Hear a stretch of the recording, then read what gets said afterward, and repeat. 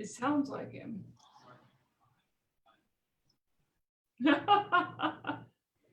Did you start early? Oh yeah, I might as well, right? Yeah. Why not? Maybe. Oh, very nice. It's all good. Oh yeah. It's See, Friday, it's wine. You can't really go wrong. Yes. no, you can't. Are we? Looks like we are live. We are live. Awesome. Cool. Again, let's open them both.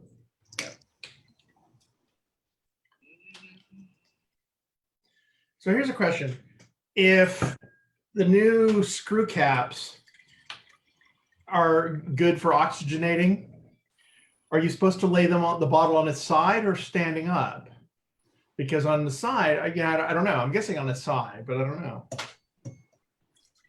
That is a pretty good question.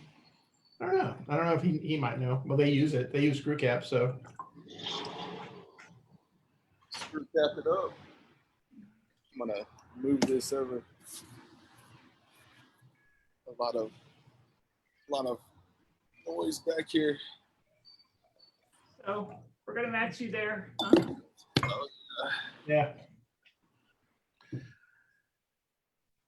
see the gallery view. Who's here? Oh, just us and Sammy. Yep. Yeah. What is the truth? Just check. Oh man. Oh. All right. I can hear better over here. I'm over here downtown at the Wanderlust Wine Bar. Yeah. Yeah, I've been down there, a couple times during the day going to pick up the wines like these. Starting to look like it's ready to go.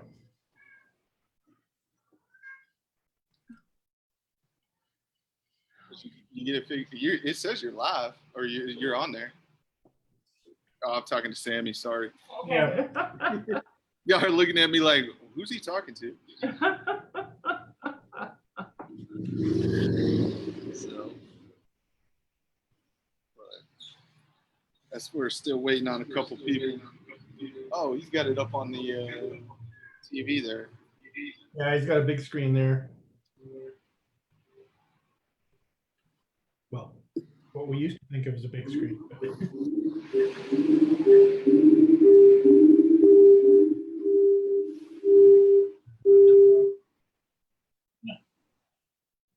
Working.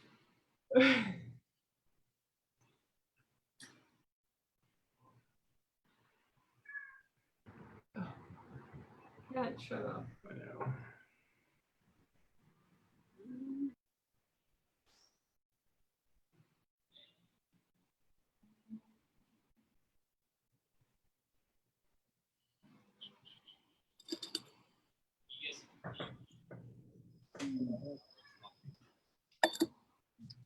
Got Alicia on.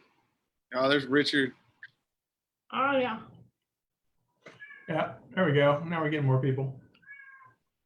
Hello. I hear a cat meowing. Who has a cat? Oh, yes. Yes, it is our cat Bean, and he makes that kind of noise when he's masturbating. It's the only cat I've ever known who does that. Okay. Yeah. Aren't you sorry you asked? Hey guys. Hey. Hello. That's awesome. I did not know cats did that. Mine has never done that, but mine is also a girl, so maybe it's different. Probably. Yeah. Probably. Although I've had other boy cats that don't do that. His mother doesn't do it. So Interesting. Learn something. Thank you.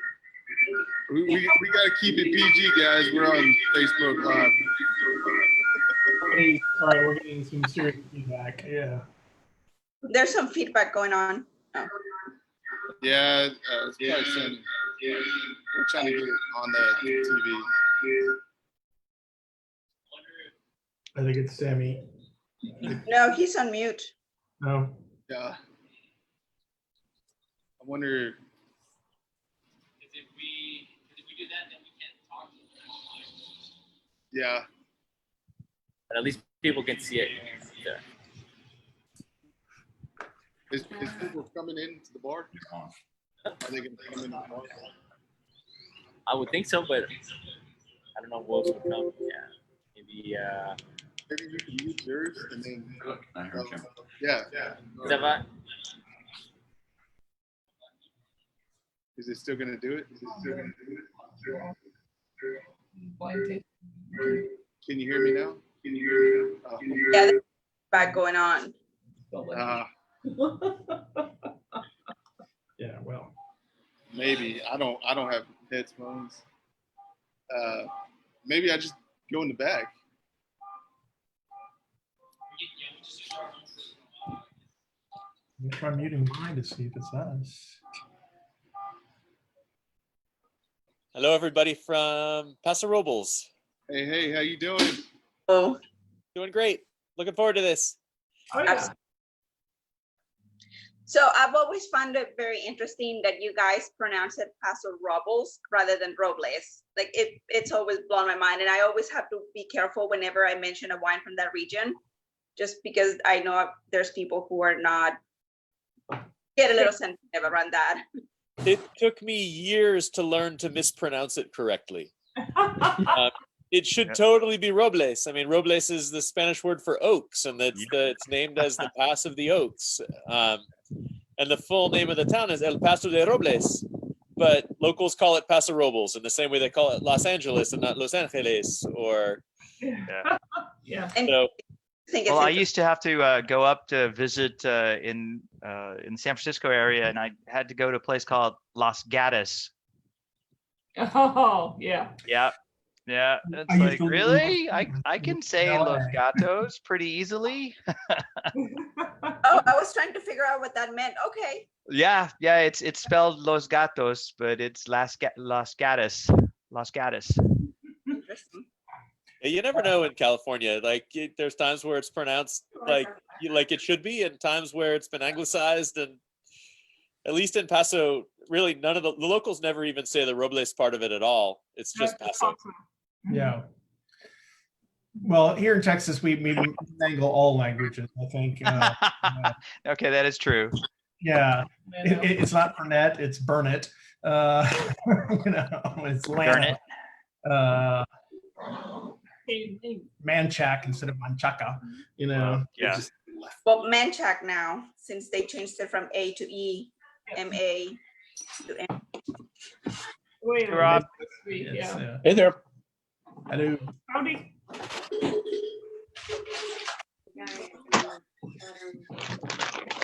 You're quite familiar with the Tablas Creek. We were wine club members for about a year and a half while we lived in LA. Awesome. Thank you. And we just adore your wines. Are you at the winery? I am. Fantastic. Yeah, I've been at the winery all week because we're working on blending. So we're taking all the components from the 2019 vintage and turning them into at least the red components, and turning them into the finished wines that we'll have for the year. So we've been out here every day this week. It's the first time that I've been out here more than 2 days, I think, in 2 months. Wow. Yeah, I was putting together the little presentation, and so I found the ratings of the different magazines and stuff. It's like apparently lots of people love your wine. So it's like, man, why did I only get the rosé? I should have got the white as well. But I've got friends that do have 2 bottles of each. So I said I'll trade you some mussels for some of the white wine. There's more where that came from.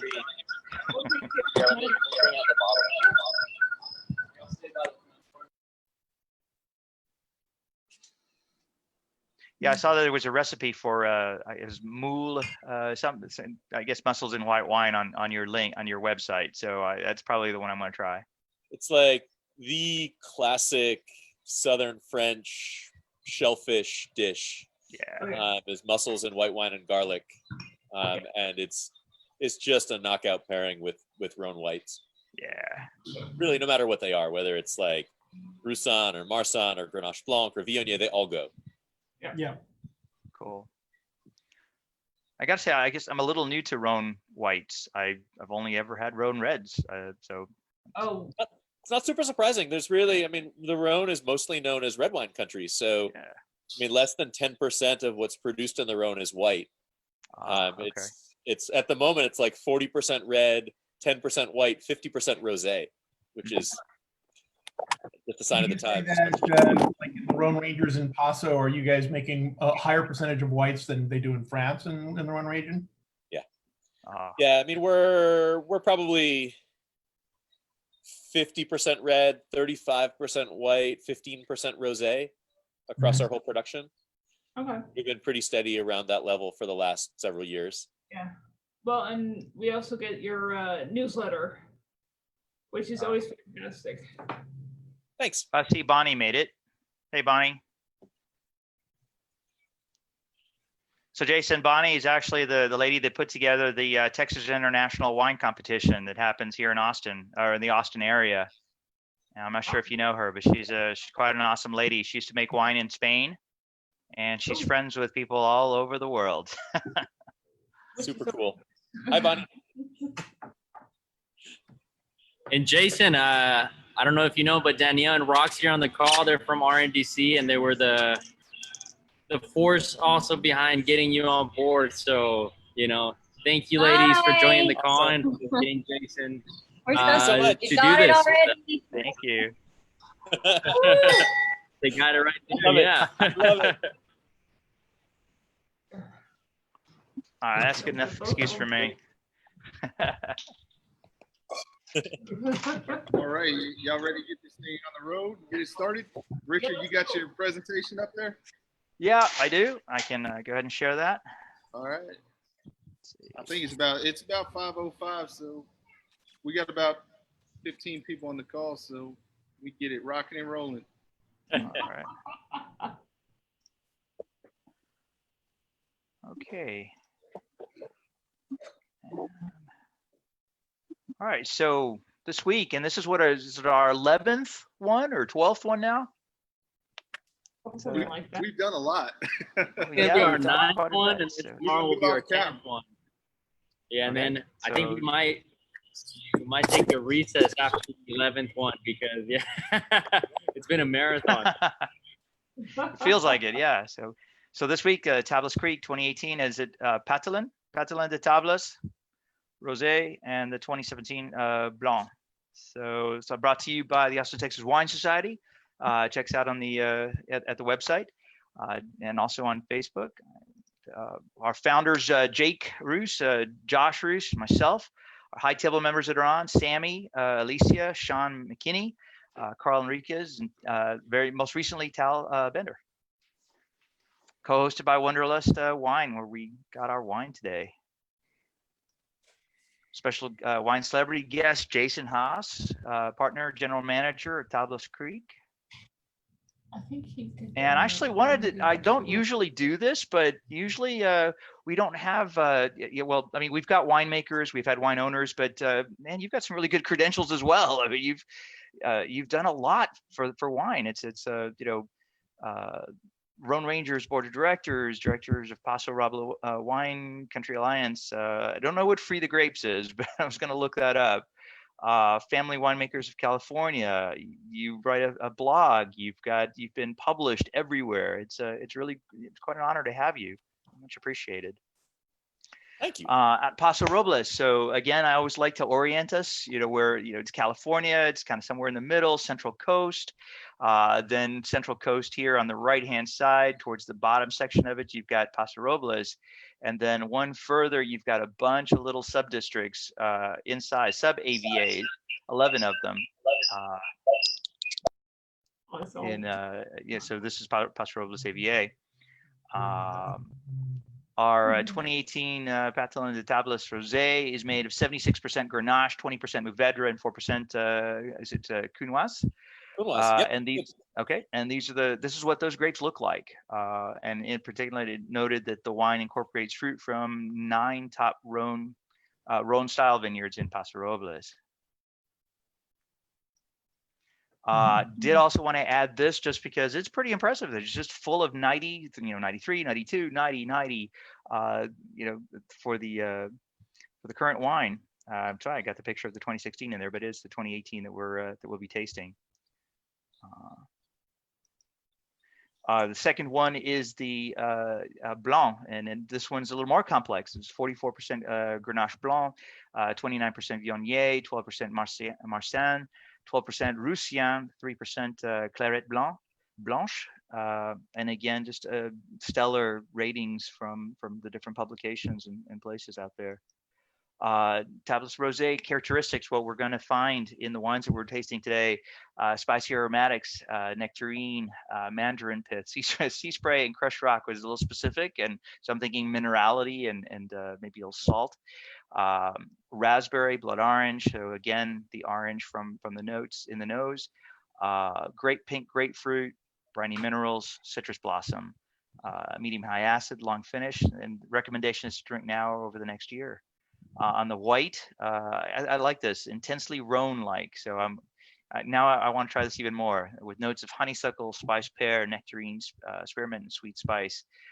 Taste: peach pit, honey crisp apple, orange just flavors, and saline mid palate. Food pairings, again, beautiful with the rosé, salmon, sushi. I had that for lunch. Anchovy, sausages. Mediterranean tapas make tremendous sense to go with a rosé. Usually we've talked about, having those wonderful salad niçoise and things like that. And then the Blanc style pairs well with seafood. Garlic, we were talking earlier, garlic and white wine.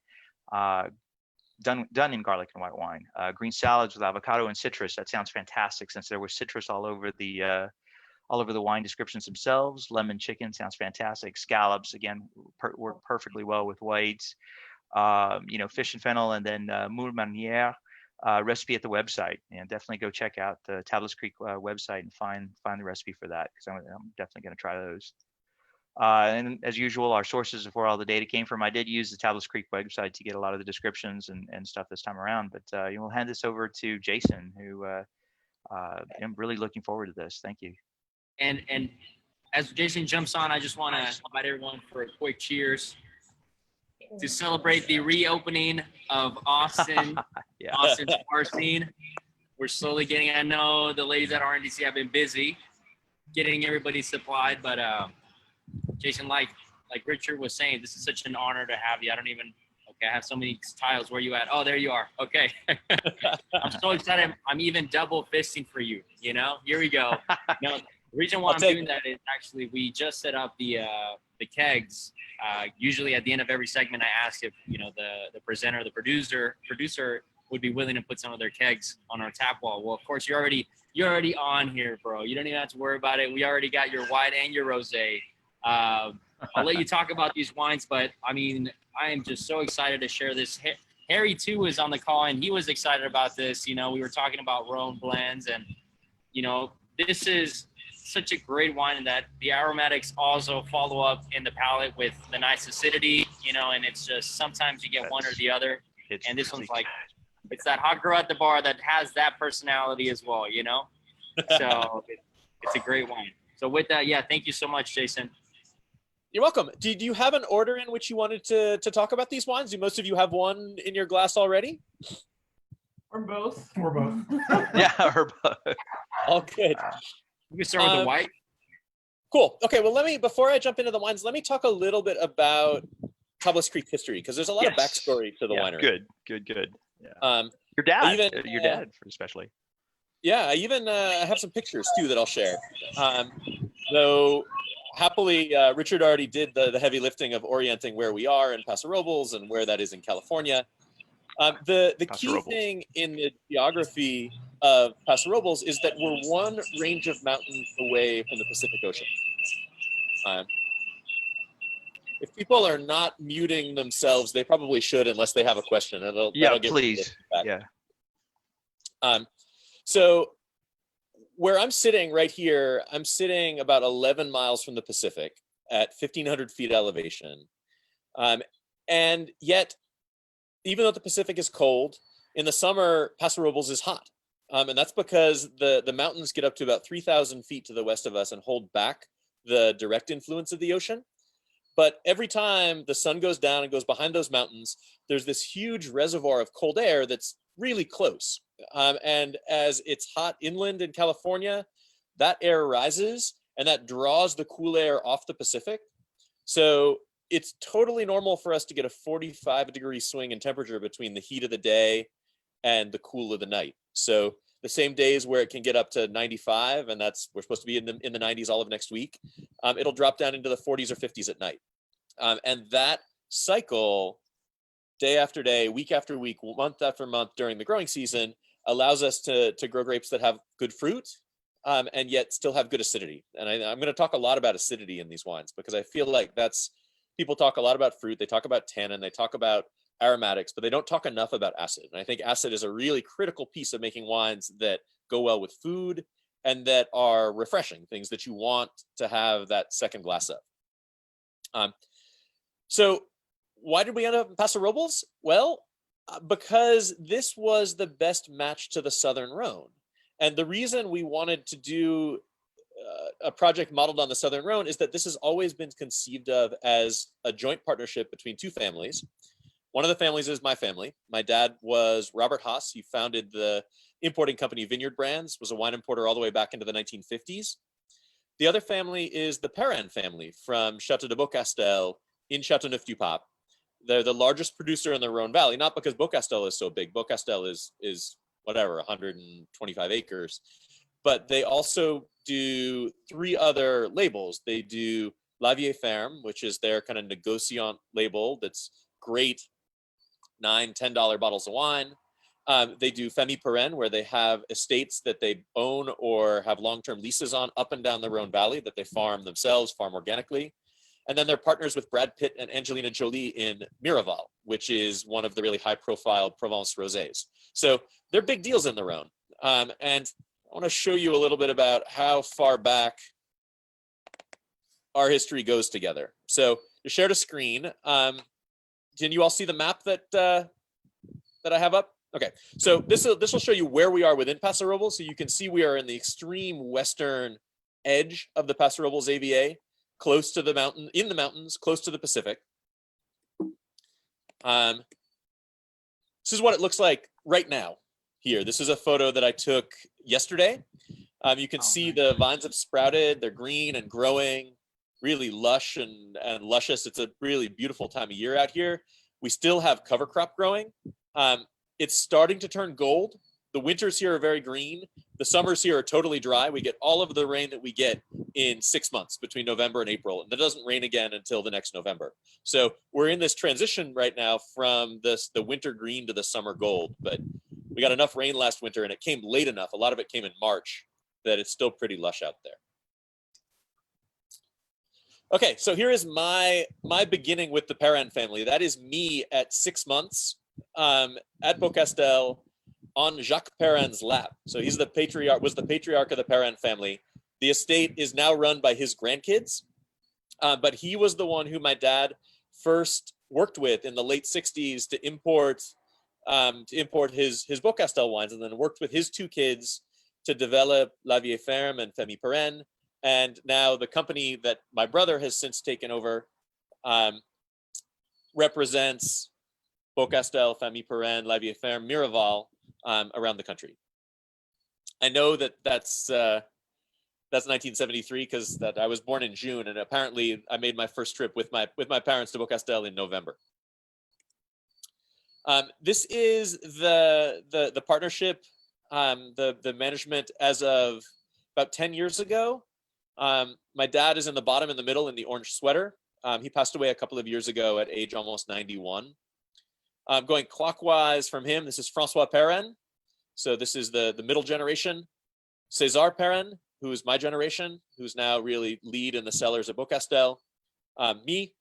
And then down below me is our winemaker, Neil Collins, who's been here for 23 years, made every vintage of wine that we've made. They came up with the idea of doing a Rhone project. Go back one picture. They came up with the idea of doing a Rhone project together because they traveled around the United States promoting their French wines. And every time they went to California, they would come back talking about how much it reminded them of the Rhone and how surprised they were that in this Mediterranean climate, they didn't see anybody planting the grapes that are from the Mediterranean part of France. You think of what was being planted in California in the 70s and 80s.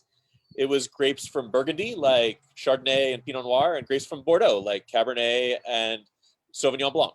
and Merlot, and some Zinfandel. That's its own beast. But if you look at the climate in California, most of it has more in common with the Mediterranean than it does with Burgundy or Bordeaux.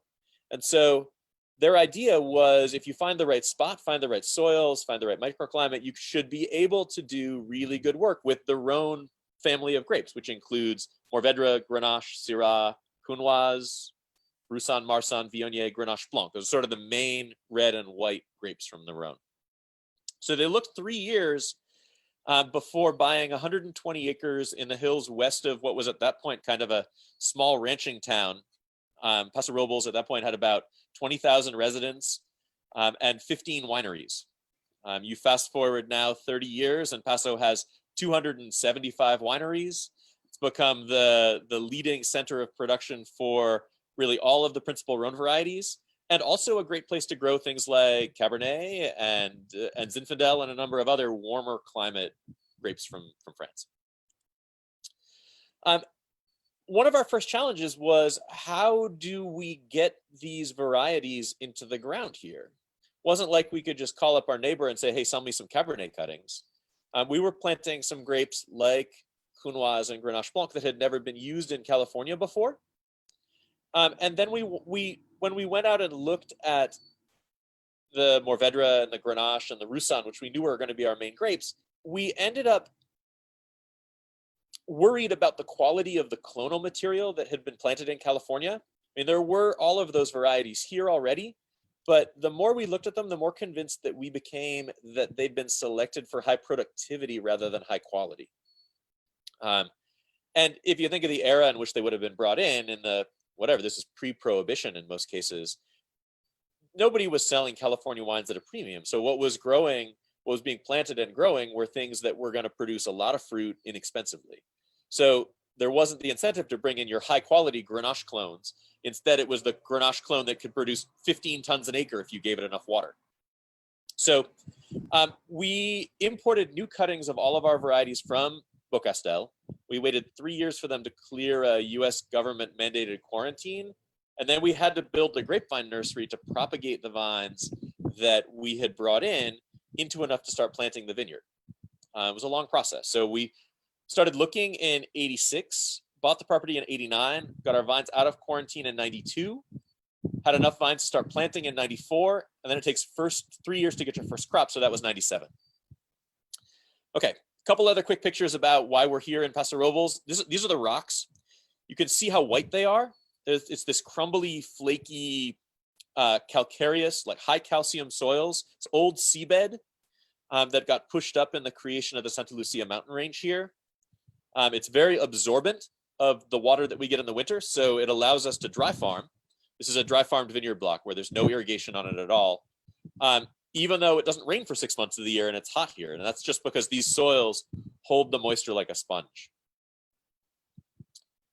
The picture that I showed at the beginning shows what it looks like now. This is a winter photo. This is Las Tablas Creek, the creek that we get our name from. It runs through a corner of the vineyard. This is what it looked like in February. So we basically go from temperate rainforest in the winter to desert in the summer every 6 months. And that's the kind of push and pull that creates the California climate. It's really lovely. It's amazing. Lucky. Yeah. It's a beautiful part of the world. Though I have to admit that I like it a little bit better in the winter and spring than I do in the middle of the summer. In the middle of the summer, it can feel like you're living on the surface of the sun. So I mentioned the Santa Lucia mountain range that we're in the foothills of. This is looking west. So this is from the top of our vineyard. So you don't have to look very far west to get to the tops of those mountains. But you can see what they do. They're holding back the Pacific fog. So if you go across those mountains to the coast, you're only 10 miles from where we are. But on a day where it's 95 here, it'll be 62 and foggy at the beach. So those mountains block that direct ocean influence and allow us to warm up. Okay, so that was I'm going to stop sharing photos. Go back to the screen. That was a longer introduction than I meant to make. Does anybody have questions about Paso Robles or our history before we jump into the wines? Just when you say warm up, are you talking 90s, 100? Yeah, I mean, it goes back and forth. We'll have generally we'll have a cold front come through, and we might have a couple of days that top out in the 70s, and then it'll build 80s, 90s, occasionally triple digits, and then we'll get another front that comes through. It'll go back to the 70s. So, but it's not at all unusual for it to be in the 90s. Probably low 90s would be an average summer high here. Okay, low 90s would be welcomed here. And it's dry, and I know that's another difference that often when I talk about this to Texans, they're like, yeah, let me tell you about hot. 90 and humid. Yeah. The first question I have for you, Jason, is now that you're producing some great Rhone wines, what's the consensus? Do they still think that they got better Rhone blends up there? You mean in France? Yeah, I mean, you guys are so close. You guys are like the big papas, either in France or in the U.S. So it's probably like a sibling rivalry on who is producing the best Rhone blends, and obviously I gotta go for you guys. I don't know. I mean, I think there are different grapes that do particularly well in different places. As much as we tried to pick a climate that was similar, I still don't think that we've matched what they can do with Grenache. But at the same time, I feel like there's some of the whites that we grow that they can't match. They can't get the acidity that we can get. So our oldest vines now are about 25 years old. They've got a little bit of a head start on us. I'm super looking forward to what we can do when we've got 40, 50-year-old grapevines in the ground. But I think already, if you taste the wines side by side, you toss one of our particularly one of our estate wines in with a tasting of Chateauneuf du Pape's and taste it blind. You can't really pick it out. It doesn't stand out as though it's clearly from a different place or of a different quality. Rob, I saw Rob Brown had a question. He had his hand up when I asked for questions. So mine was the irrigation in the water. When you said that you don't irrigate, I was sort of contrasting in my own mind the difference between where you are and Rhone, and intrigued that you can make those grapes do all the magic that they do without any water over the course of the summer. So we get about the same amount of rainfall on an annual basis that the Rhone gets. We average like 26 inches of rain. It just comes only in 6 months. So the question is, how well do your soils hold that water, and how can you train the roots to get down deep enough to find where that water is after 4 months where it hasn't rained? So we've had to learn over the years how not to make the vines dependent upon water. So our initial idea was to plant the vines pretty close together and force them to compete with one another the way they do in France. The problem is that at that point, even though that encourages the roots to go down, you need to support them with some water, at least for the first 3 or 4 years, because the roots can't get down deep enough, given the competition that they have with the vines that are nearby, to survive without any help. So once we started doing that, we had to think about how we wanted to irrigate. So given that we couldn't just leave them be, we decided to irrigate deeply but very infrequently. So starting out only twice a summer, but irrigate instead of a 2-hour irrigation cycle, which you would normally see at a vineyard in this climate, we would do 12-hour irrigation cycles, but only twice a summer, not every 2 weeks. So what that means is that it dries out, it saturates not just the topsoil, but goes down into that limestone layer and then saturates that, and then it dries out from the top down, so that you're rewarding the roots that go deep and discouraging root growth at the surface. So you can kind of train a vineyard over time to have most of that root mass down deep, where 10, 12, 15 feet, where there will be moisture year round. Just takes years to get there. In our more recent plantings, we've just planted the vines farther apart. So instead of having vines, say, every 3 feet in a row and rows 8 feet apart, we'll plant them like the picture that I showed of the rocks and those dry farm vines. Those are planted 12 foot by 12 foot spacing. So instead of 1,800 vines an acre, those are 360 vines an acre. So a lot fewer vines per acre. So they've got more cubic yards of soil to draw from. And those ones we can dry farm from the very beginning. Two other questions. One is number of acres under cultivation, and then for your wines. And then I guess the other thing is that because you guys were kind of early on in that you have sort of the ringleaders in the area for the Rhone wines. We're definitely the ringleaders in the area for the Rhone wines. In fact, when we bought this property, there were no Rhone varieties in the ground in Paso Robles. There was some Zinfandel, and there was the beginnings of some kind of inexpensive Cabernet. That was about it. Now, there's of the 275 wineries, more than 200 of them produce Rhone varieties. So that's certainly something that we've been proud to kick off. And in terms of our own acreage, we've got our original property is 120 acres. We bought the next parcel to the south of us, which is another 150 acres in 2011. And on those 270 acres, we've got 125 acres planted. So there's still a lot of unplanted land. And the reason that it was a couple of reasons. One, a big chunk of it's oak forest, which is protected. So we can't plant that, wouldn't want to plant that anyway. But we also have some open space that we use because we have our own flock. We farm organically and biodynamically. We have our own flock of sheep, 200 sheep, that we have in the vineyard every winter, where they eat the cover crop and fertilize with their manure and mix it in with their hooves. But we can't have them in the vineyard once we get to bud break in April, or else they'll eat the new growth off the vines. So we have all of this area that we can move them through, all of this pasturage that we can move them through the rest of the year. I'm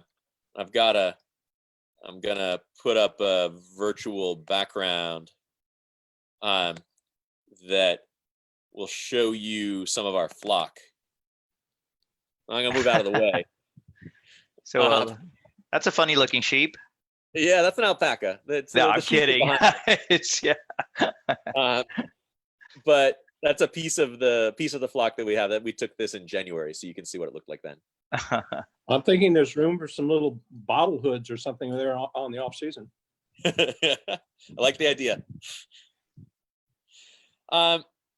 Cool.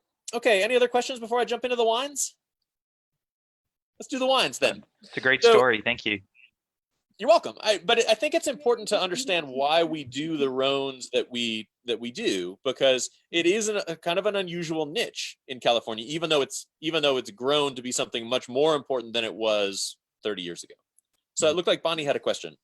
Yes, I do. So on the vines that you have planted 12 by 12, what kind of yields are you getting per acre out of that? So it depends on the variety. Typically, we only aim for about 3 tons an acre, between 2.5 and 3 tons an acre off of the trellised sections, the closer planted sections. Right. We can't get that same yields, but we can typically get between 1.5 tons and 2 tons an acre off of the dry farmed blocks. You get more yield per vine. The vines have bigger root systems. They can support a higher yield, but you still get less yield per acre.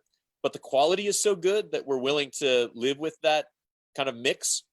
I don't know that we would want to plant our entire vineyard like that, but right now we're at about 60% trellised, close spaced, and 40% dry farmed, wide spaced. We'd like to get to 50-50.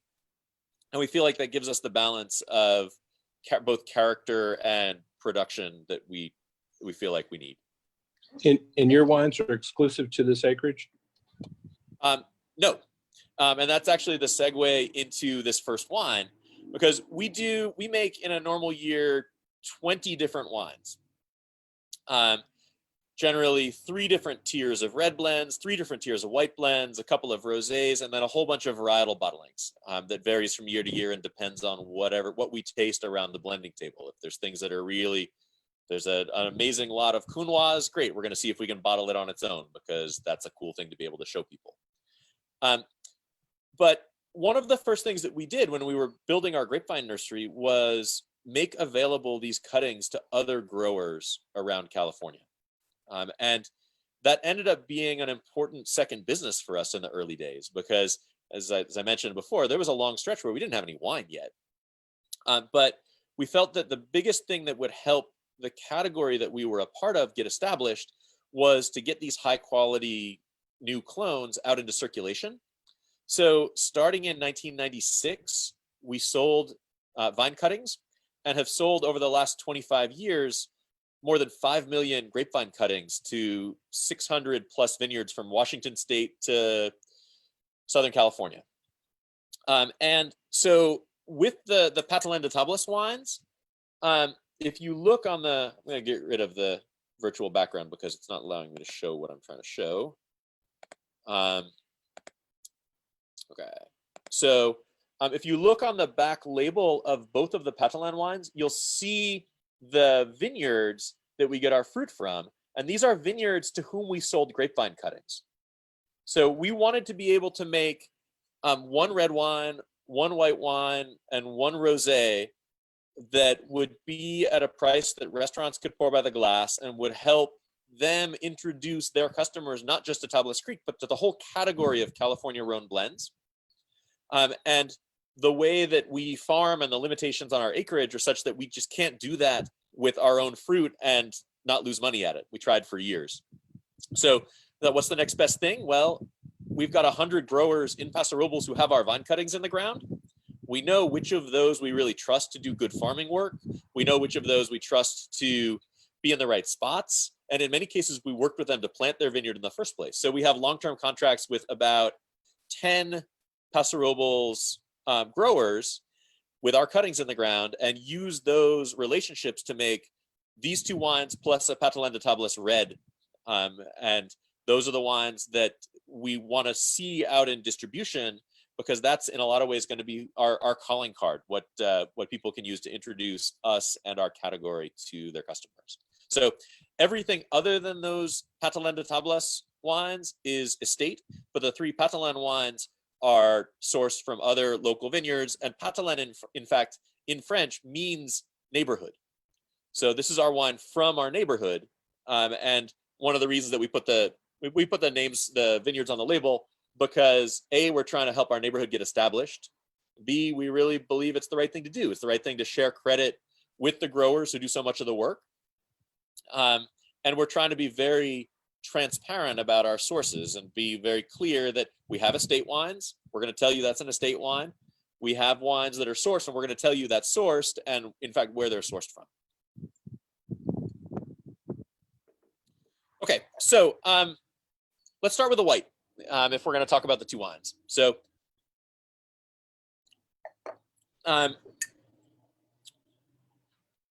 Richard read out the varieties on here. If you look, you'll see that the lead grape is Grenache Blanc. And that's one of the grapes that we introduced into California. It's one that we've had a soft spot for in our hearts since the beginning because of that. But it's also one of the grapes that we feel like does better here than it does in France. And that's because the colder nights here allow it to retain acidity later in the growing season. And because of that higher acidity, you can leave it on the vine longer. So we end up picking it with higher sugars and higher acids than they do in France. And it has more fruit character and it has more vibrancy. So it's a great base to a blend. And its brightness is a really nice foil for a lot of the richer Rhone varieties like Viognier, which is kind of luscious and peachy, or Roussanne, which is honeyed and structured. So we're almost always blending contrasts. So if you look at the lead grape and the number 2 grape in all of our blends, they're almost always very different from one another. And that's because we're not going to blend Roussanne and Marsanne together, which are kind of similar, because it doesn't really bring out anything new in either of them. But you blend Grenache Blanc and Viognier, you end up with each of them informing the other in a new way. So in addition to those lead grapes, Grenache Blanc, Viognier, and Roussanne, there's 12% Marsanne, which has a couple of advantages. One, it has this really nice persistent minerality to it. So I feel like it brings a little bit of saltiness to the wine. It also is always low alcohol. So Viognier and Grenache Blanc can both be fairly high alcohol, and Marsanne rarely comes in above 12% alcohol. So adding it to a blend helps moderate the higher alcohol varieties, and the minerality is always really nice. And then 5% Clairette Blanche, or 4% Clairette Blanche, 3%. I can't remember how much there was in 17. But this is one of the newest grapes. We continue to bring in new varieties from the Rhone beyond the original ones, because we feel like that's part of our role as one of the founding members of the Rhone Rangers movement, is to continue to experiment with grapes that might have potential in California. And Clairette was not really a grape that a lot of people were talking about when we were first getting started in 1989, but it has since, really in the last 10 years, become a critical piece of the white Chateau Neuf du Pape world because of how well it retains acidity in a warm climate. So we decided to bring it in 2003, but it took us a while to get it through quarantine. We've only had it in production since 2013, so it's one of the newest grapes in California. What do you think of the white? Delicious, absolutely. You know, and particularly if you let it warm up just a little bit above fridge temperature, you get a nice, you know, mouthfeel. You start getting those honeysuckle notes and things like that.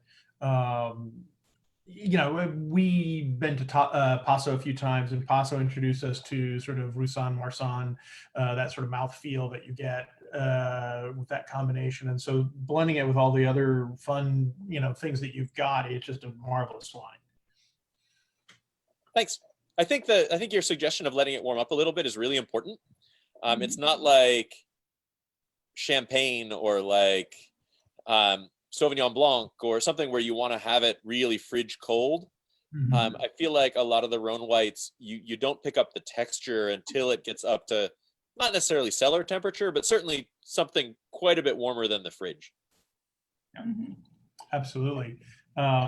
Yeah, it as it sat here, it just started opening up and started getting a lot more of the floral notes on the nose, started getting a lot more of this sort of honey and peach and stuff in the on the palate. It's really wonderful, and the transition's lively to watch too. That's one of the other things. If you serve Viognier or Roussanne fridge cold, they taste like nothing. I mean, they disappear. Grenache Blanc, when it's cold, at least you have that bright citrusy acidity. And then as it warms up, the other components come out. And the same thing happens as these wines age, where when it's young, you mostly get the Grenache Blanc and the Viognier. And then as it ages, the Roussanne and the Marsanne kind of picks up and takes over. And you get a little kind of nuttier, more honeyed notes, which is also a fun thing to see. Right, yeah. Yeah, I mean, I don't know Jason? how many people in this group have seen Paso, but it's a just beautiful countryside, beautiful place to visit. I highly recommend it. Thanks. Jason, as you were describing the blends on that, you paused, you know, between years. Is it to taste, or is it formulaic, or how does that work in putting these things together? So it varies between years. We make a decision after each year. Well, what do we want to change for next year? So there have been years where we decided we strayed too far towards Grenache Blanc and it needed more lushness, or we've strayed too far towards Viognier and it was a little bit too fat. And so we kind of nudge it one way or the other each year. But also in our blending process, we just don't, it's not the same solution to the challenge every year. And there's always lots that we decide, you know, that's good, but it's not right for this wine. We're going to sell it off. It's going to be somebody else's problem. So we're trying to make sure that the character of the lead grape dictates how much of the other things we blend in. So Grenache Blanc can go from very bright to quite rich. I mean, quite rich, still with good acid, but quite rich, depending on what the year is like. And so depending on what the Grenache Blanc is like, it's going to need a different amount of the other things in order to make a wine that's in the right balance. So we try to evaluate the character of the lead grape and then decide how much of the other things that we want to make the right wine for that year. So the percentages will change every year. And it's one of the reasons why we always put that blend on the front label of the wines, because it is one of the ways of tracking what makes that year interesting and different compared to others. And that's a lead into my second question or follow-up question, and that is, with a blend, you alluded to with age. So are you talking about cellaring on these things? So I think that Rhone whites they almost always surprise people with how well they age. Depends a little bit on which grape is in the lead. I wouldn't normally pick a wine based on Grenache Blanc to age, certainly not long term. But when you're talking, 3, 4, 5 years in bottle, these wines are absolutely capable of aging that amount of time. And what happens is different grapes go into the lead and other ones sort of take a more important role and the other ones step into the background. depending on where you are in that aging curve. So, I mean, for example, we're about to bottle the 2019 Patelin Blanc, and you have the 2017. I'm drinking the 2018 here because we don't have any 2017 left at the winery. And each of them is going to have a little bit of a different expression. But I opened a 2015 Patelin Blanc a couple of weeks ago, and it was still in beautiful shape, but it was showing a little more of that kind of Roussanne honeyed character, which it didn't have so much when it was young. When it was young, it was much more about that Grenache Blanc citrus. And that's just a function of time. Yeah, this is like the perfect coastal wine. I mean, like you were saying, that salinity is perfectly balanced with the acidity. And here in Texas, we always talk about acidity because, of course, we're very hot as well. So most of our plantings are done up in the high plains, but you know, I don't know. I actually did this program called the OIVMSC, and we do a stop there at Chateaubourg Castel. I don't know if they actually visit Tablas Creek as well, since you guys are partnered. But living with French people, they were always talking about acidity. You know, there was always their go-to. But this is amazing. I mean, wow. And the funny thing is, here in Texas, you don't need a lot of time to let this wine open up because it gets pretty hot real quick. So it starts to get itself real quick. But yeah, let's. So Sammy, are you gonna be carrying these on tap? Yeah, I'll show you guys at the end. That's the last little surprise. But yes, we actually, I think we just have a different vintage. But yes, we have both of these. Thanks to Jason, Danielle, and Roxy on the call for sourcing those. But we will have it on tap, and we'll have some growlers so you guys can take them to the lake here in Austin and soak up some of the summer days. But I mean, I'm loving the white. But the rosé, and as we transition over to the rosé for me, just wow, amazing stuff. And the Counois, and Bonnie, do you remember this year? We were doing the Texas International Wine Competition, and Counois was a grape that kept popping up rather often. I don't know, would you guys ever do it like a single varietal? Probably not. But I mean, I think we had one in the competition that was 100% Counois, and it was like incredible. And it was a rosé. It was a rosé style. And you don't really hear that varietal much. But every vine of Counoise in America came from Tablas Creek. So if you were tasting it from local wineries, they got cuttings from us. And I think it's a grape you're going to see more of because it makes these kind of bright, juicy, drinkable, low tannin, high acid, spicy red wines that I think are really, they're both kind of the moment, what a lot of people are looking for in these kind of more drinkable young reds. But the acidity that they carry is super welcome. So it's useful blending component. I think of its contribution in a blend as being acids and spice more than anything else. But on its own, which we don't do every year, but we'll do about half the time, we'll bottle sometimes as little as 50 cases, but try to do a little bit of Counoise on its own. It tastes to me like Cru Beaujolais, like Gamay, more than it does like anything from the Rhone, from that same kind of low tannin, high acid, good fruit, brambly, earthy, surprisingly complex for something with fairly light body. I think it's a super fun grape, but there's not that much of it out there. I think there's like 60 acres of it in the whole state of California. Wow. that'll be the next keg. Awesome. You mentioned something about keeping the alcohol down, and actually, I got to say I appreciate that because this is the rosé that I'm drinking is 13, and it's right about the level that I like to have it. We tried one earlier in our series that was 14 plus, and it was still tasty, but the alcohol can get in the way. I felt a little bad actually. I mispronounced a few words and even misspelled some stuff. So I think that extra percentage of alcohol makes a difference. So thank you for keeping it at 13. Yeah, I mean we're not particularly polemical about alcohol. I mean we've bottled things as high as 15.5 alcohol and as low as 12.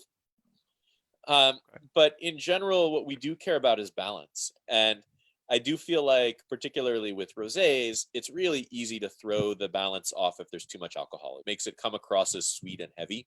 Yeah. So there are grapes we know are just going to be high sugar, high alcohol grapes. Like Grenache is like that when you get it to red wine ripeness. But this is a good transition to talk about the rosé, because this is a rosé that is made entirely from grapes where we know from the beginning of the growing season that is going to be used for rosé. So we're working with these vineyards to farm them as rosé grapes. We are picking them at rosé ripeness because we're not making it as a byproduct of trying to make a red stronger. And this comes in, and this is 80% of this is direct pressed. So that means that we're picking the grapes, we're bringing them in, and we're dumping them straight into the press with no soak time, no maceration time at all with the skins. We're just trying to capture the juice and the brightness. The other 20% we pick at night when it's cold. We'll bring it in, we'll destem it and let it soak for the workday and press it off in the evening. So 80% of this gets 0 hours on the skins. 20% of this gets 12 hours on the skins, which is why it's so pale. I mean, it's not a deep pink rosé. It's just kind of barely salmon, little bit copper colored. And that's very much in the Provence tradition with rosés. You have to be careful if you're going to make a rosé like this, that you do it with enough natural brightness. So you have to pick these grapes a little earlier, because you don't have the tannins from the skins to balance the weight of a rosé. So generally, if you have a riper fruit that's going into rosé, you also need to leave it on the skins longer so that you have the bite from the tannins to clean up the richness of the fruit. But if you're trying to make a pale, refreshing, not particularly grippy rosé, you've got to pick early enough that there's good natural acidity, that you don't need that skin tannin bite. So it's important that this is a purpose-made rosé. It's not a saignée. You'll hear people talk about that. It's not bleeding off from red tanks to make the red tanks more concentrated and making the rosé as a byproduct. This is made from lots that we have earmarked for rosé from the beginning. That's a lead-in for me to ask about some guidance between this, which is light and pretty, to compare it against, say, a blush. I mean, can you just offer some comments on that? Well, blush is just another way of saying pink. So there's people who can make that in any different style. Often, though, the ones I think, like traditionally, the ones that like a California blush, it's going to be something which is riper, and they're generally going to leave it on the skins a little more. Those are sort of the hot pink rosés. They're generally going to be fruitier and higher alcohol, and they're often going to leave a little bit of sweetness. There are traditions in France for dry rosés with a deeper color than this. If you think of any of you who've had a wine from Tavel, I mean, that's a tradition in the south of France, also made from Grenache, but from Grenache that has been gotten a little bit riper and then left with more time on the skins to provide balance. This is much more Provençal in style. So Provence's tradition and Tavel's tradition are both old, but they're quite different in the way that they approach Grenache. And for this wine, we're definitely looking at Provence as the model. At Tavel's, you can get that sort of neon coral color. Yeah, the color is beautiful, and Yeah. the wines can be beautiful too, but you have to want, I think of those as being kind of a red wine style rosé. They've got sort of red wine weight to them, whereas a Provence rosé is more white wine weight, because you're typically picking earlier and you're not getting any of that skin grip to it. Okay, so let me talk about the grapes that are in here. This is predominantly Grenache. We typically make this wine about 3/4 Grenache, and that's really the workhorse in Provence. Grenache is a grape that has lots of natural acidity and really good fruit, so it's a great rosé grape because of that. However, on its own, it can be a little alcoholic. It's nice to blend in things that come in at a little lower alcohol. And it's also nice to blend things in that have a little bit different fruit tones. So Grenache for me is always very, very strawberry. It's nice to blend in things that bring in a little more, like Mourvedre for me is always a little more watermelon. Counoise is always a little more raspberry. So you get different sorts of fruit tones and different spices from the other two. makes it a little more complex, and they lower the alcohol a little bit, which I think is a valuable thing, as we talked about earlier. So what do you think of the rosé? It's fantastic. Yeah. I mean, it's got great acidity. I'm loving it. Yep.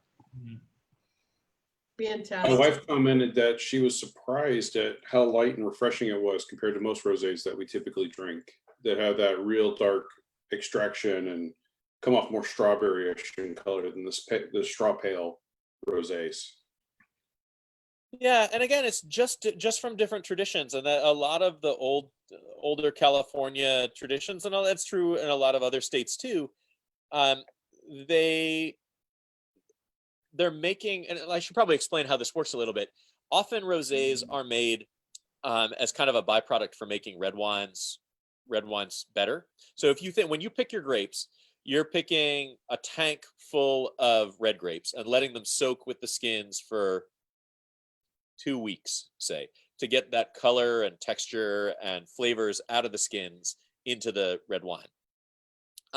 So when that's fermenting, you typically would have what's called a cap. So all of the berries themselves, where carbon dioxide bubbles form inside the berries and it floats up to the top. So you might have the top quarter of your tank is more or less, it's grape solids, skins and pulp and seeds. And then the other 3/4 of your tank is just juice.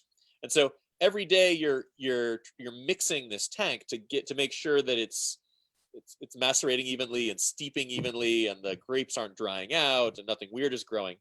But one of the ways that you can make red wine stronger is if you take, say, 1/4 of that juice and drain it away, you're left with a higher ratio of berries to juice.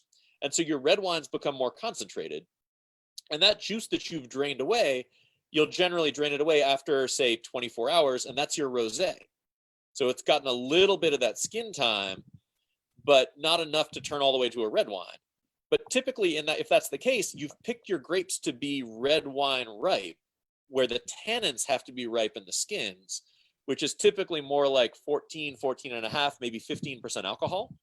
Whereas rosé ripeness, where you don't need the tannins to be ripe because you're pressing them right away, they're not soaking with the tannins, that's more like 13% alcohol. So a lot of rosés are heavier because they're not the rosé. You're happy if you get something that's kind of just pleasant to drink out of that byproduct that you've drained off to make your red wines better.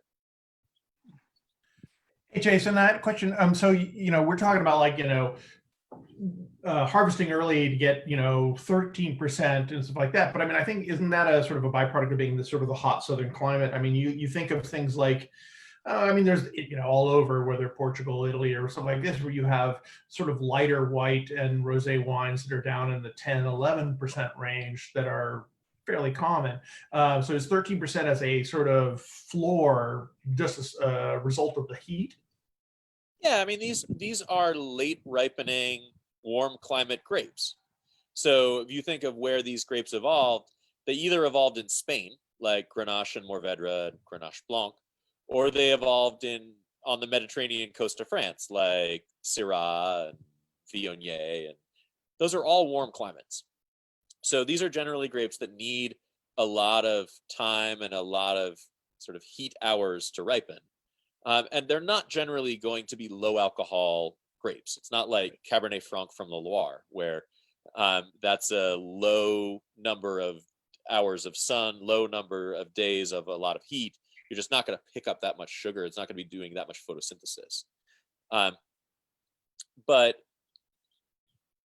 you still, even within your big picture, what is your grape like? What is your climate like?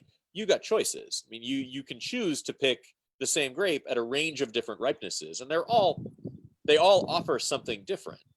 We tend overall to pick towards the earlier edge compared to, say, a lot of our neighbors. There's a lot of neighbors in Paso who are making wines that might be 15.5% alcohol. And there are advantages to doing that. You get these really luscious tannins and all of this ripeness, but I feel like you lose stuff too. You lose a lot of the more interesting spice elements. You end up with this heaviness, and you lose a lot of the refreshing characteristics of wine. So it's just, you have, yes, your climate is going to give you things that there's just no way that you can do, but you still got choices even within any given place and any given set of grapes to show off the way that you prefer. So I've noticed that there was, like in Paso, there's sort of these two competing kind of styles, really, if you want to say the sort of more the Rhone Rangers versus the Robert Parker. You know, the big cabs, the big petite Syrahs, the big Zins, the Saxons and things like that, versus the more French style stuff. I mean, is it a competition? I mean, is it trying to see what's going to win out, or are they both working just fine? I think there's room for everybody to do things well in Paso. One of the nice things about this climate is that we don't really have much of a risk of rain until you get to the second half of November. And because we're planted on limestone that maintains your acidity well, and because the nights are so cold, you've got a lot of options that are reasonable solutions to the challenge that any given year gets you.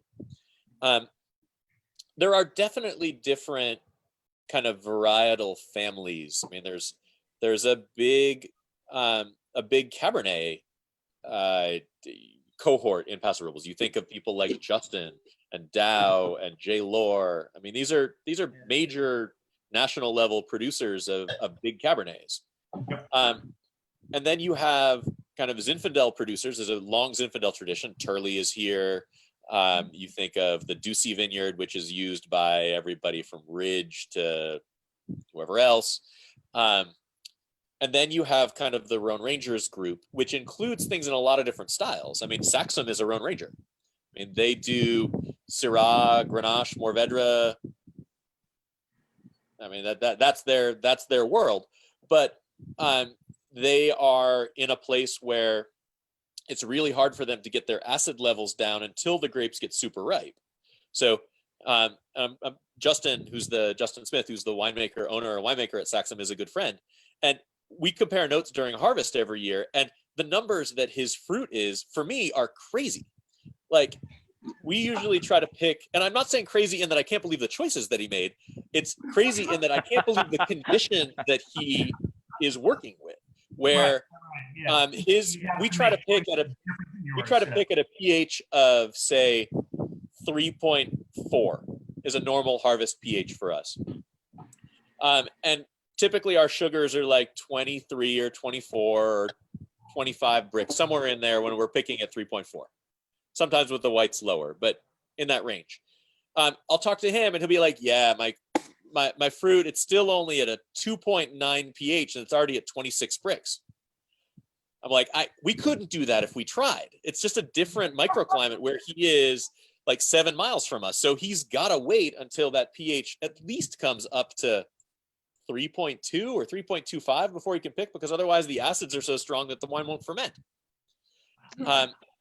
So there are a lot of little microclimates within Paso Robles, and the sub AVAs, which you saw on the maps that we shared, will give you a little hint as to where those are and how they differ, because Paso Robles as a whole is a big region. It's 40 miles east to west, 30 miles north to south, rainfall from 6 inches a year to 30 inches a year, elevations from 600 feet to 2,500 feet, big differences in wind patterns and fog patterns. And so there's a lot of different places where you start with different raw materials and can therefore, I think, do something great in different styles.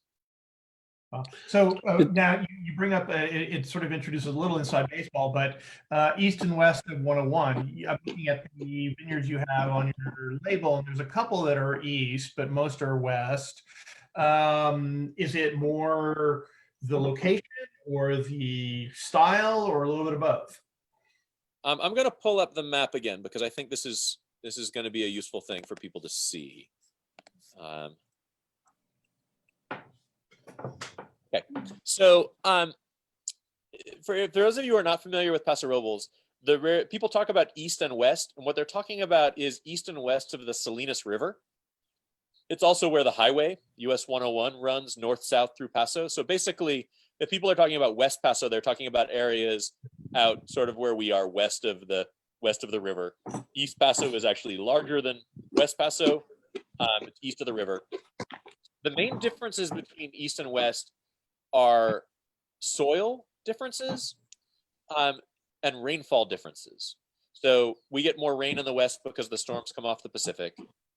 And because the dividing line for where the soils are marine soils, more or less the highway, when you go east of town, you're on alluvial soils, basically things that have decomposed off of the hills further inland.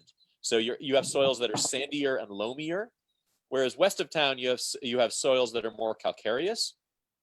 So in general, out where we are, there's more limestone in the soil. The grapes have more acidity. It's also a harder place to grow them. East of town, the grapes are generally a little bit juicier, a little bit easier. And you can farm there more easily because it's not so rugged. You can actually farm mechanically. We insist that everybody who we work with is a place that hand harvests, but like 90% of the fruit that's grown east of the river is machine harvested because it's these rolling hills that you can get you can farm at a commercial level there. It's not having to do everything by hand. So there are some things that we really like about some of these east side districts. We actually get quite a lot of fruit from El Pomar because it's an area that has little pockets of limestone that happen to get pushed over there in the folding that created the mountains. It's at where the Templeton Gap, which is the low point in the mountains, it's where that opens up. So they get a little more fog, it's a little cooler. And we get it at a little bit of a discount because it's thought of as being east side. It's east of the river, therefore it can't be as good, even though it's spectacular. And then there's, we're not tasting the red today, but the red that we do, a big chunk of the Syrah that we get for that comes from the Estrella district because Syrah can be difficult out where we are. Because it can be so meaty and so austere, and so reductive. In order to get it fruity, you have to get it super ripe.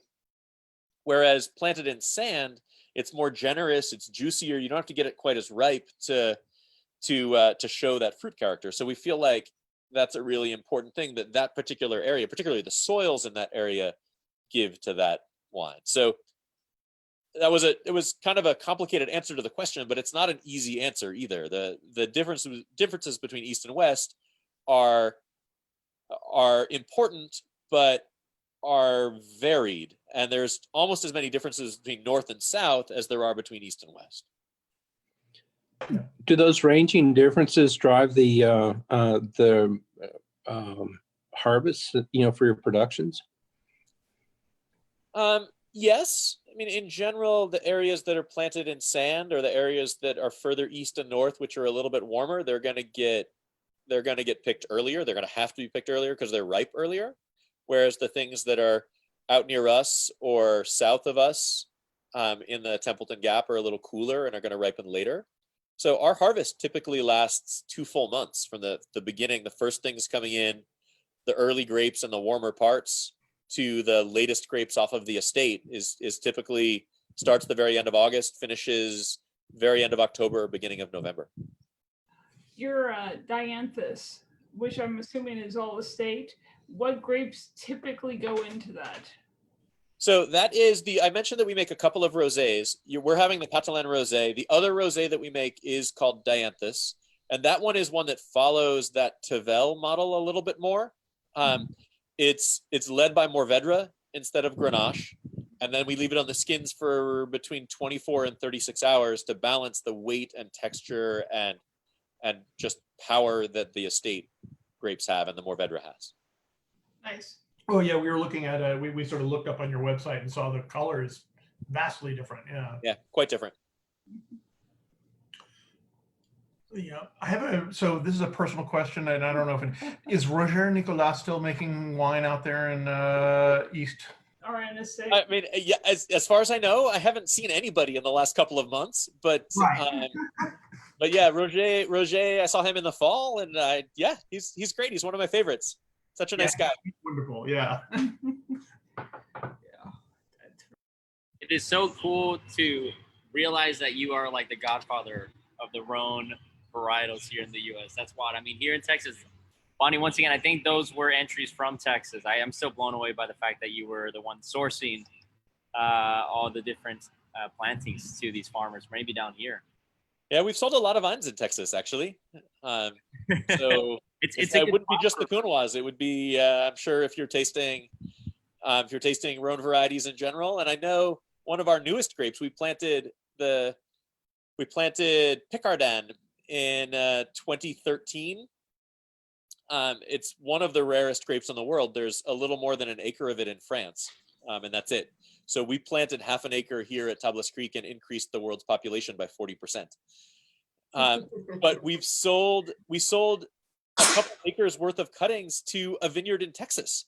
So now Texas is the world's leading producer of Picardin, which is one of these incredibly obscure white Rhone varieties, and maybe it'll turn out to be the next big thing. Can you share that with us? Who did you sell it to so that Sammy and I can? Sounds like William Chris, maybe. I mean, didn't they mention something like that? I don't know it off the top of my head, and I don't want to dig around an email while we're talking. But let me look it up, and if I can find it, I'll shoot it to Sammy by email. Awesome. Thank you. You're welcome. It might be monkey theorem. I'm just kidding. The inside joke for those that live here. So when I first started this call, I was double fisting for a reason. I was actually comparing what was coming from a bottle and what was coming from the keg. I think it was because the white was both we're both the same vintage. I think the rosé is the one that's a little off, but not off like in it's bad. It's just off in the years. And so it's crazy. I mean, we're talking about how these wines can really benefit from a little bit of time in the glass opening up essentially. And the taps, I mean, immediately as soon as you pour it, it's like boom. I think it's the agitation that it does, obviously you're in a bottle and you might have a little bit of that reduction, if any, obviously if you have that in the fridge or something like this. But in these kegs, like I invite you guys to do that here in person and try it both. I mean, nonetheless, they both come to the same thing of kick-ass wines at the end of the day. These are phenomenal, And but yeah, I invite you guys. I think we're gonna have some of these little master classes as well on site, so you guys can try what's in the keg versus what's in a bottle and how that compares and stuff like this, and hopefully get you guys to take home a whole keg of Tablas Creek Counoise. What's interesting with this one is, a lot of times you've got wines that drink well by themselves, wines that definitely are better when you have them with food. What I'm noticing about this one is I want to have food with it, not because it would be better with food, just because I think it would complement food really well. So I think Rhone wines, red, white, rosé are all like that. They're not so one-dimensional or so tannic or so much anything that they're not good on their own. But at the same time, they have freshness, they have balance, they have spice, they have different fruit flavors. They're great partners with meals. That acidity is just like perfect for a hot day. Porch pounder, as they used to call it in the Pacific Northwest. What's weird is yesterday with homemade pasta and spaghetti sauce, I had a Barbera, and it was the wrong one because it was so huge that it wiped out the spaghetti sauce. So it's really important to get the pairing right. And I just want to point out real quick, we got Chris on the call. What's going on, Chris? His whole family too. Yes, sir. Yes, sir. Welcome. I noticed it first started with him, and then his whole family came in. That's how awesome. Straight, like that's what I was saying. Call today. He was like, call the neighbors, call the Patalon, call the neighborhood. I had to kick them all out first was the trouble, though. Like, Daddy's got to have his wine time, okay? Wine time. Nobody's allowed to bother Daddy during his wine time. But then, special guests showed up, and it'd be a shame not to share this wine, really. You need to get Tablas Creek into the Carolina, Chris. Introduce it to your managers. I'm pretty sure we have Tablas Creek there. Really? Okay, good. I mean, good. We did 2 months ago when we were open. Now, who knows? Oh, you'll be open again. One of these days. I came by for Jehovah's Witnesses, and he said, "Why don't you come on in?" So here I am. Another welcome. Another convert, yes. Close. Ultimately, it's so cool to basically hear your story, how it progressed, and obviously you did your time in France with the family Perron, which we actually also have on tap. You know, I think obviously you convinced them to get into the keg format. Actually, one of the first times I saw French wines being used in the key keg or the keg format was at Citavie in south of France, and they were talking about how they were going to be one of the first French wineries to really push for that keg format, and why they had done all these different tests. I think it was they call them hotels, but it's like the Department of Wine Research. Keg he's talking about. I mean, I think this region has a lot to offer. I think it's sometimes undermined. You know, it has so much potential. I guess with that, do you guys do anything with Columbar? I know it's not typically something that we try to be pretty focused around the Rhone, around the classic Rhone grapes, and that still gives us a lot to work with. I mean, we've got, just last year we got the last of the 14 Chateauneuf du Pape grapes in the ground here, so we grafted in about a third of an acre of Muscardin, which is, again, this is not quite as rare as Picardin, but there's like 10 acres of this in France. So we'll hopefully get maybe a little crop this year. We'll for sure get a crop next year, and we'll be able to see what it's like. I can't wait to be able to do these amazing wine events where it's like, okay, you want to try all 14 of the Rhone varieties on their own and then some blends? Great, let's do it. I got a quick question. Yeah. I was looking at your guys' wine club because a lot of your wines are not available here in Texas. Do you guys cold ship to Texas year round, or do we have to be cautious about our ordering and stuff around the seasonality of the heat here? So we don't do any ground shipping. So everything is done second day air. Okay. We do, for our club, we do shipments in March and October. So we avoid the summer seasons, but we still try to work with people to make sure that we're not shipping it when it's hot at either end or in the middle. So we have people who are in Arizona or in South Texas or in Florida who they're like, I don't want my shipment in October. I want it in December. Whatever, that's fine. So, yeah, and that's us in Austin. It's just that heat can sneak in on us in February and can hang out till, late November. We're in your wine club, and we get. Good choice. Mm-hmm. Hey, Jason, so I had a question for you. My wife and I, Jillian, here, we were in Tablas Creek about 2011, and we took one of the tours, and we were the only people taking this tour. I don't remember if it was you or somebody else, but they took us back and showed us all the cuttings and the way you guys do the grafting and the sort of that kind of puzzle punch out device that you have, and it's pretty cool. But I mean, since then I've been talking you up as like, if you have a Rhone varietal grape, you probably got it from Tablas Creek. Yes, I can confirm he did talk you up a lot. I have heard a lot about Paso from the Jarvises for many, many years. So yeah, I mean, we're a fairly unusual winery in that everything happens here. I mean, not only do we have the vineyard right here, the winery right here, but we have our grapevine nursery on site. We do try to take people who want to come out to visit, take them on a tour, take them down to see the grapevine nursery, do the grafting show. We have rootstock fields. You can see what those look like. And then we've got all of the farming stuff that we do. So we've got, in addition to farming organically and biodynamically, we've been doing a lot of experimentation with carbon capture. A lot of the cover cropping work that we're doing is designed, and combined with the animal flock that we have, is designed to encourage that growth of all of that greenery in the winter, and then sheep graze it, return 80% of that carbon back into the soil, and then it regrows. We have a rotational cycle where we move the sheep through every block every month. So it grows 6 inches a foot up, it gets grazed down, then we move them every 24 hours to a different block so that it doesn't get overgrazed. You end up building a ton of carbon into the soil.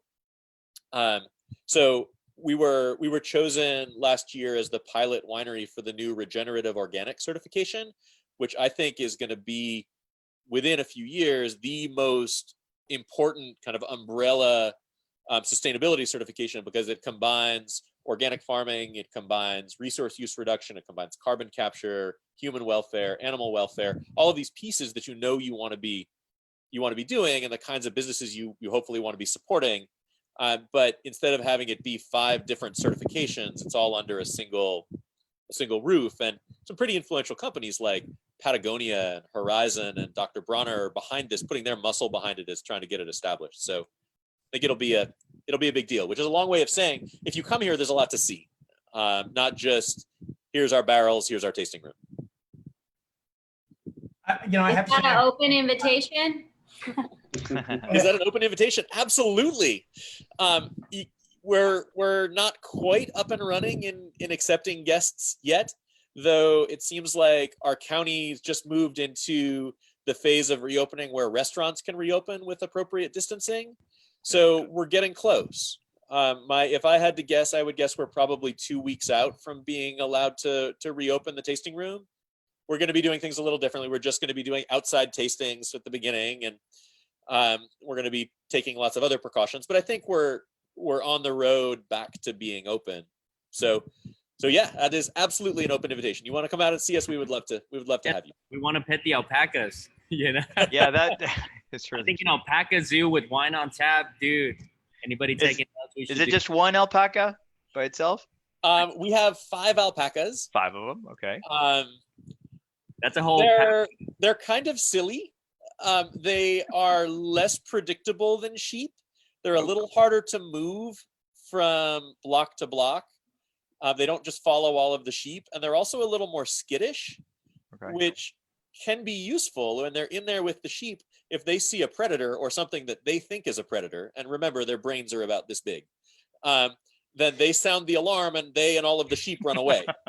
So do they spit like their other brethren? They only spit at each other, as far as we can tell. The male alpacas spit as they're showing off for the females. Okay. As I remember the San Diego Zoo, there was a line that was like 18 feet out that said, inside this, you are taking your chances. These animals can spit with extreme accuracy. They can. It's silly to watch because they're not otherwise very good at fighting. So if they're trying spitting contests, they do spitting contests. Totally a spitting contest, and then then they wrestle, where they basically like wrap their necks around each other and try to knock the other one over, and then they prance away and they've won. We should make a reality TV show, Alpaca King, out of Paso Robles. There you go. Jeez. Tablas Creek, the official wine.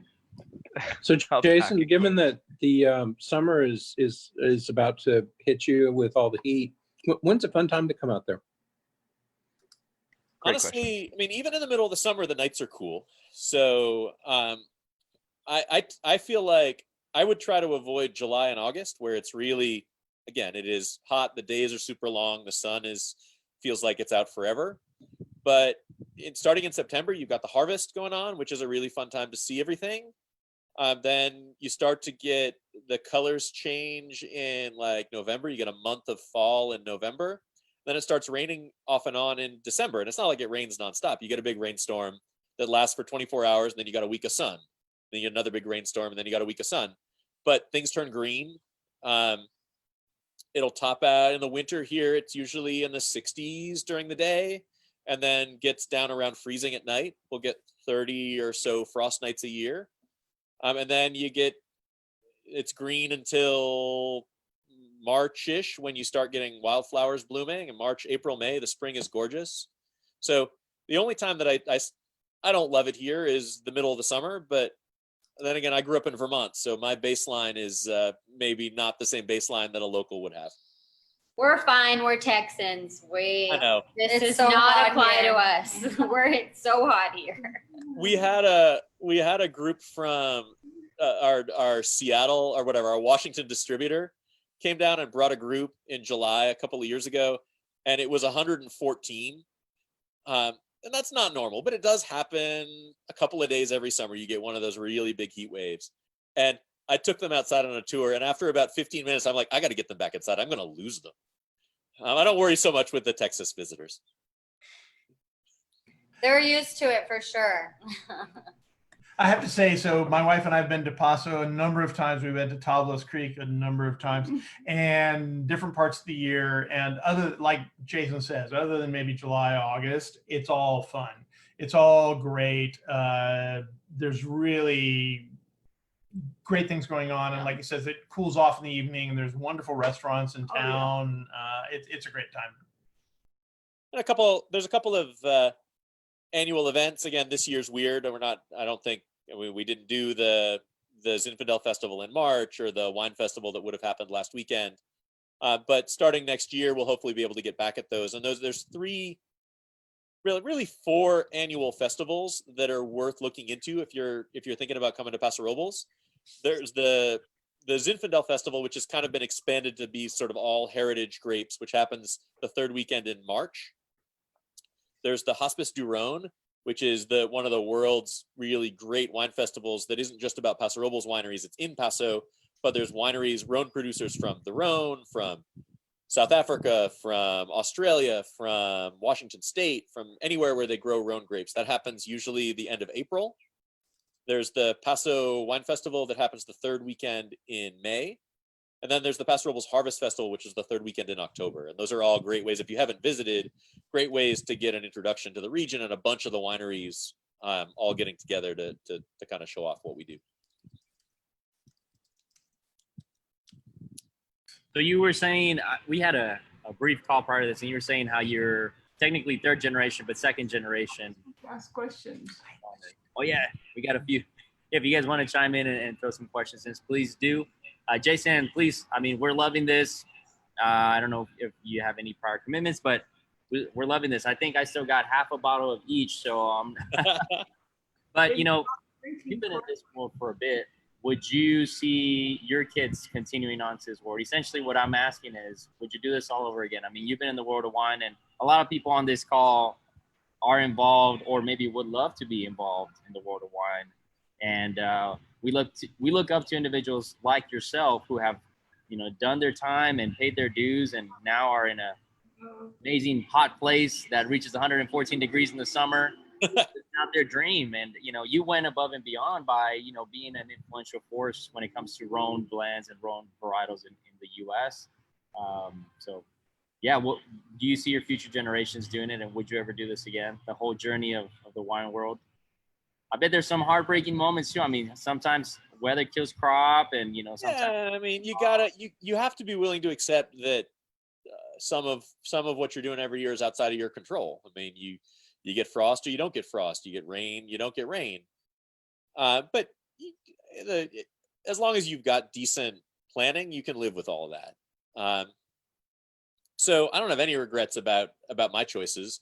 As for my kids, I've got two boys who are 15 and 12. We're already getting them out. Every harvest, we pull them out of school for a couple of days, and they come out and work in the cellar during harvest. I fully expect that as they get a little older, they'll go and spend some summers like I did working at Beaucastel. Not a horrible thing if you're a 16, 17, 18-year-old to go and have to spend a summer in the south of France. So I hope so. I mean, I'm third-ish generation in the wine business. My grandfather ran a retail wine shop in Manhattan. My dad turned that into an importing business and then into Tablas Creek. And I've been out here now for almost 20 years. So I hope it keeps lasting. The parents are on their fifth generation, so they're a good example for us. There's a funny story. I wrote an article about the gentleman that brought Chambord to the U.S., many, many decades ago. And when he sold the company, he had two sons that had, obviously a lot of shares in the company. And he says, guys, just go off and do something fun, leave this industry, just go out, enjoy yourselves. And one son ended up doing Domaine Canton, and the other one ended up doing Creme Violette, so they both actually ended up doing amazing things in the industry. They did not want an out. So, maybe that'll work with you guys. One of the things I think is interesting and a good example is that the parents actually require that every new generation go out and do something else before rejoining the family business. Oh, wow. And then they have to come back and kind of justify what they're going to bring to the group before they're allowed back in. And wow, I don't think there's anybody who's ever been told, yeah, forget it. No, you're not making the cut. But there have been people who have been told, you're not ready yet. Go out and do more stuff. Whoa. So in my generation, there's seven parent kids. So there's 2 brothers, and they have 7 kids of my generation. And all of them have done really interesting other stuff. One of them founded France's first big internet company with the guy who's now the head of Amazon Europe. Wow. The Cesar, who I showed the picture of in on the truck at the beginning, he did year-long internships at Romane Conti and Latour and Ridge and Catena. Wow. And they've gone out and founded wine brands. They've gone out and done other stuff. And I think that's really important, because you don't want people to feel like it's an entitlement. Like you just like, okay, you're given this, great. Whatever you do is good enough. I think you want people to come with experiences that are more than just growing up around it. And I feel it was really valuable. I mean, I was in tech for 6 years. I have a master's degree in archaeology. I taught for a while. I ended up running a tech company in DC between 98 and 02. At which point I felt like, okay, I'd learned enough. I was ready to bring something meaningful to this enterprise, not just my name, or not just that I'd spent a couple of summers at Beaucastel growing up. Well, the archaeology thing just gave you a lot of geeky points for me. Thank you. All about digging in the dirt. And I'm in tech, which is pays well, but it's, it takes its pound of flesh. Yep, it does. I did it for a while and very much enjoyed it, but at the same time, happy I'm doing what I'm doing now. Imagine. So Richard, we now know what we're going to take and have you do later in life. Yeah, absolutely. Once again, Jason, thank you so much. Wow, we reached an hour and a half in this. I hope you guys still have some wine left. That was delicious. I do. Yeah. I have to calibrate in quotations a little bit more. Basically, throw some samples in my glass, but get people excited. Where you at? Okay, so we've got. Now I want grilled salmon so bad to go with this beautiful rosé. So. Barely there, but some. I got half a bottle, but that's me. The other half's in me. So. Well, I realized I was on mute this whole time. No, you were good. I was telling you how much I love you. No, I was just saying, thank you so much once again, Jason, for doing this with us. We've already reached an hour and a half. Geez, this has been amazing. Usually our calls last an hour, but I think you've definitely got some new ambassadors here to the brand, or some continuing love from all of us. I mean, I've got here your rosé ready to go. Let's do it. How cool is that? Look at that. Yay. And then the Blanc right there. So definitely repping you. We've had a great run of Rhone blends and Rhone varietals in terms of like doing these virtual wine tastings. And then we'll have our last Rhone themed tasting tomorrow with our friends from Austin Winery.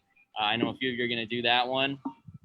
So they might be using the same plantains. They don't have vineyards, but they source from the High Plains. So, they might ask them where they get where the clones come from. I'll keep the bottle and I'll be like, I know these places. I know the guys at Austin Winery, and I'm pretty sure that most of their clones come from you guys. You guys are the source. We thank you very much for doing that. I mean, so much. Jason's been an incredibly instructive discussion. Thank you for doing this. You're totally welcome. Thank you, Sammy. Thank you all for inviting me. Thank you, Jason. Bye, Jason. Thank you so much. Oh, we got one more little comment from Jason. I just want to thank you for your time. On behalf of the Austin, Texas Wine Society, you did a kick-ass job. This was amazing tasting. It's really good. Let's do this. Really good. Thank you. Awesome. Cool. Thanks, everybody. Very impressive. Cheers. Thank you very much. Jason. This was awesome. Thank you. You're welcome. Thanks for helping set this up. We'll talk to you soon. We'll come visit. Yeah, we're I'm coming. buying more of this I'll hold you to wine. To Jason. Okay. Thank you. Cheers. Totally worth We need to go. You guys keep saying. Yeah. we'd be happy to tell you. Okay. We're gonna all come. No, all of us. I always do this. You know, these tastings have been fun in that they're called tastings, but we end up drinking. We end up drinking 2 bottles. Right? That's one of the dangers of these things, man. Like I was told that, oh, it's just gonna be a tasting. I Well, then know. why did I finish the bottle? You know? You're It in does every time quarantine. anyway. It's fine. We need Hey, this. We Chris, deserve it. you know there's no Right? tasting with us. This was awesome. Good job, Sammy. Yeah. Thanks, Sammy. That was all Jason. And That was awesome. I'm always glad I have Vito here from Hill of the Boo to supply me with my drunchies because, man, those bottles will hit you. Yes, that was fun. Time for some Via 313. That's what we're gonna order. Are they open? See you guys later. Thanks. Bye, guys. Bye. That was good.